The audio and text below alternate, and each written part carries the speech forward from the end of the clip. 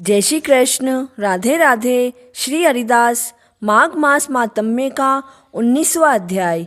वह पांचों कन्याएं इस प्रकार विलाप करती हुई बहुत देर प्रतीक्षा करके अपने घर पर लौटी। जब घर पर आई तो माताओं ने पूछा कि इतने विलंब से कैसे आई। तब कन्याओं ने कहा कि हम किन्नरियों के साथ क्रीड़ा करती हुई सरोवर पर गई थी और कहती हैं कि आज हम थक गई हैं और जाकर लेट गई। वशिष्ठ जी कहते हैं कि इस प्रकार आशय को छुपाकर वह विरह की मारी पड़ गई। उन्होंने घर में आकर किसी प्रकार की कोई क्रीड़ा नहीं की। वह रात्रि उनको एक युग के समान बीती। सूर्य नारायण के उदय होते ही अपने आप को जीवित मानती हुई माताओं की आज्ञा लेकर गौरी पूजन करके वे कन्याएं वहां जाने लगी। उसी समय ब्राह्मण भी स्नान करने के लिए अच्छोद सरोवर पर आ गया। उसके आने पर कन्याओं ने वाह किया। जैसे कमलिनी प्रातःकाल सूर्योदय देखकर कहती है कि उसको देखकर उनके नेत्र खुल गए और उस ब्रह्मचारी के पास गई। आपस में एक दूसरे का हाथ पकड़कर चारों तरफ से उसको घेर लिया और कहने लगी कि मूर्ख, उस दिन तू भाग गया था, आज नहीं भाग सकता, हम लोगों ने तुम्हें घेर लिया है। ऐसे वचन सुनकर बाहुपाश में बंधे हुए ब्राह्मण ने मुस्कुराकर कहा कि तुमने जो कुछ कहा सो ठीक है, परंतु मैं तो अभी विद्या अभ्यासी और ब्रह्मचारी हूँ।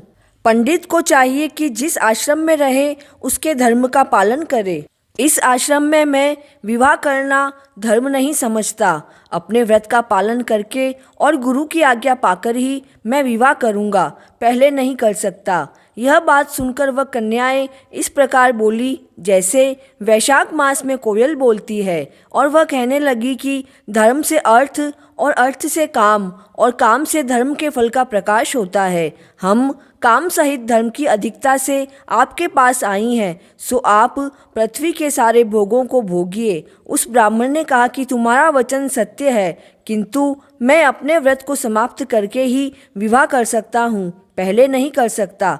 तब वे कन्याएं कहने लगी कि तुम मूर्ख हो। अनोखी औषधि, ब्रह्म बुद्धि, रसायन, सिद्धि, अच्छे कुल की सुंदर नारियां तथा मंत्र जिस समय प्राप्त हो उसे तब ही ग्रहण कर लेना चाहिए।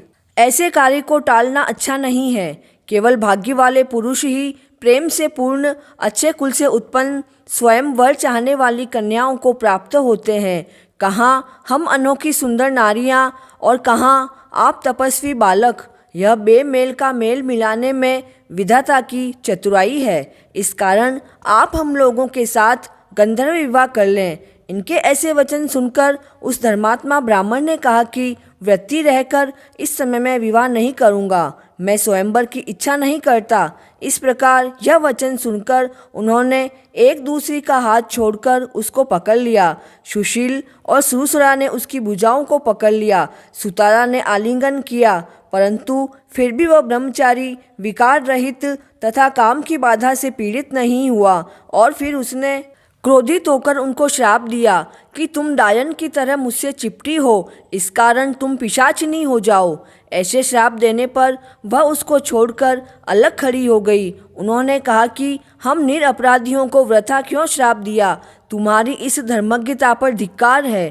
प्रिय करने वाले से बुराई करने वाले का सुख दोनों लोकों में नष्ट हो जाता है, इसलिए तुम भी हम लोगों के साथ पिशाच हो जाओ। तब वे आपस के क्रोध से उस सरोवर पर पिशाच और पिशाचिनी हो गए और बस पिशाच पिशाचिनी कठिन शब्दों से चिल्लाते हुए अपने कर्मों को भोगने लगे। वशिष्ठ जी कहते हैं कि हे राजन, इस तरह वह पिशाच उस सरोवर पर इधर उधर फिरते रहे। बहुत समय बाद मुनियों में श्रेष्ठ लोमश ऋषि पौष शुक्ला चतुर्दशी को उस अच्छोद सरोवर पर स्नान करने के लिए आए। जब क्षुधा से दुखी होकर इन पिशाचों ने उनको देखा तो उनकी हत्या करने के लिए गोल बांधकर उनको चारों तरफ से घेर लिया। वेद विनिधि ब्राह्मण भी वहां आ गए और वे लोमश ऋषि के तेज के सामने ठहर न सके और दूर जाकर खड़े हो गए। वेद निधि ने हाथ जोड़कर लोमश ऋषि से कहा कि भाग्य से ही ऋषियों के दर्शन होते हैं। फिर उन्होंने गंधर्व कन्या और अपने पुत्र का परिचय और सारा वृत्तांत सुनाया और बोले कि हे मुनीश्वर, यह सब ही श्राप मोहित होकर आपके सन्मुख खड़े हैं। आज इन बालकों का निस्तार होगा, जैसे सूर्योदय से अंधेरे का नाश हो जाता है। वशिष्ठ जी कहने लगे कि पुत्र के दुख से दुखी हुए वेदनिधि ब्राह्मण के ऐसे वचन सुनकर लोमश ऋषि के नेत्रों में जल भर आया और वे वेदनिधि ब्राह्मण से कहने लगे, मेरे प्रसाद से बालकों को शीघ्र स्मृति पैदा हो। मैं उनको धर्म कहता हूँ, जिससे इनका आपस का श्राप विलीन हो जाएगा। 19वां अध्याय पूर्ण हुआ। जय श्री कृष्णा।